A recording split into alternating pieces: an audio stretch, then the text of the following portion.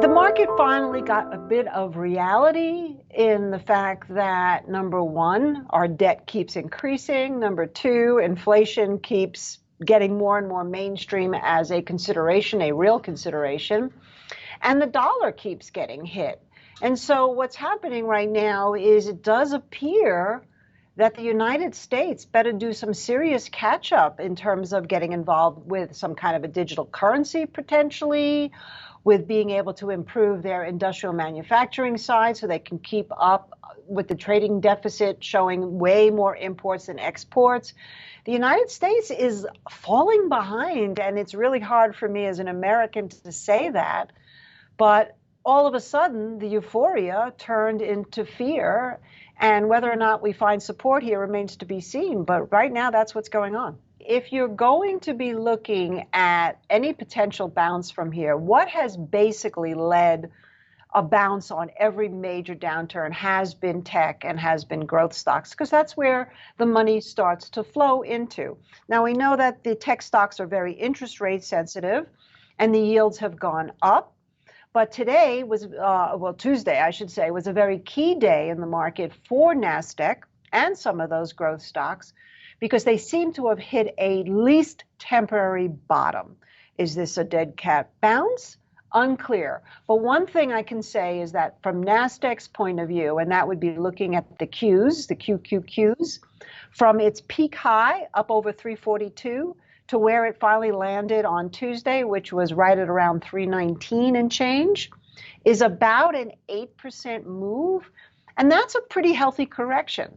So obviously, the bulls want to hope that this was kind of a bottom and growth in tech will lead the way back for the small caps and the value stocks and some of those Dow stocks. Well, I'm a very highly technical trader, so I look at the fundamentals, of course. But what I would be looking at now from a more technical standpoint, well, first of all, you should already be long. And Jackie, I have talked to your audience week after week after week about buying food commodities, about buying gold, buying silver, steel, copper.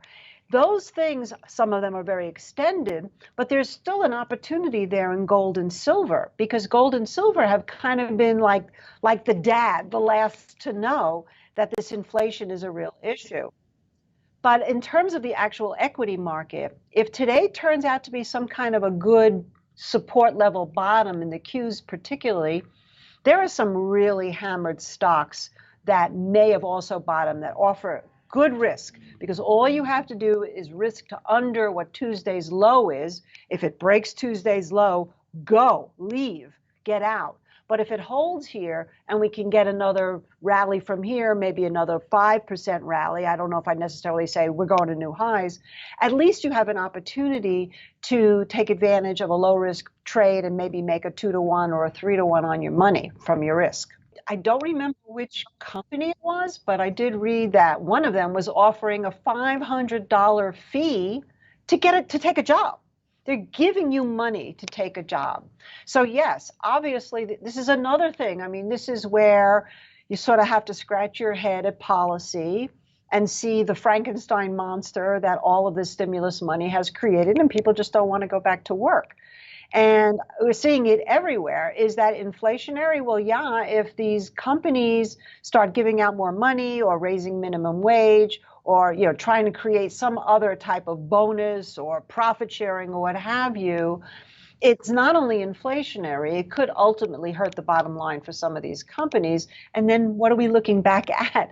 That stagflation scenario, which is the nightmare that keeps me wondering how much equities I really want to have longer term at this point. Yes, more stimulus money could be coming. Family, especially a leave for staying at home with family, especially if you can't get the childcare you need or your kids aren't back in school. I've also heard that unemployment benefits will start to go away in September.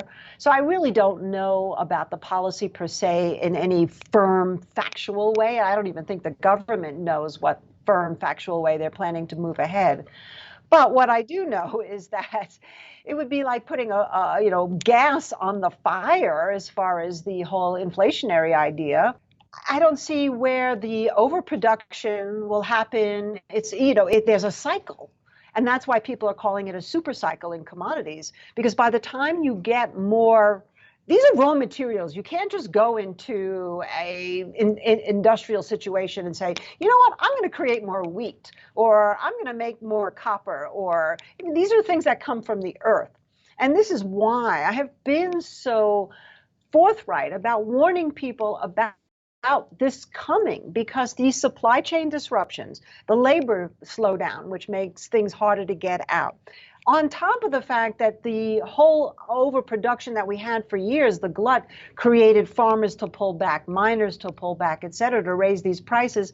This is all coming home to roost right now.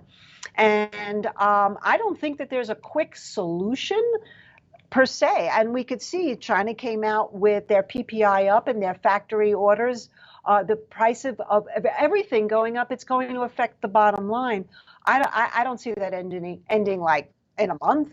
I don't see it ending in 6 months. Maybe within a year and a half, we can start to look forward for a better cycle. But for right now, yeah, it's scary. And especially if the dollar continues to go down as well. If I had to speculate on where they're coming from, number one is they really look at a metrics that excludes food and energy. Now, obviously, with this pipeline explosion, gas prices have gone up, and that will be more in their equation for the next time. But up until this point, they haven't looked at food prices and they haven't looked at oil prices. So that's part of it.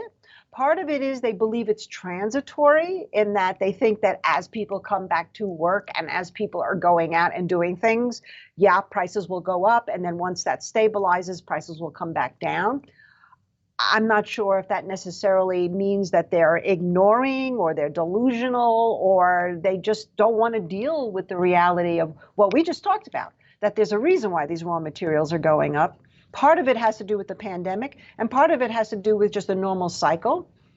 But yeah, I mean, this is how the Fed is responding now. You have certain Fed members that are saying, no, we have inflation and we should be worried.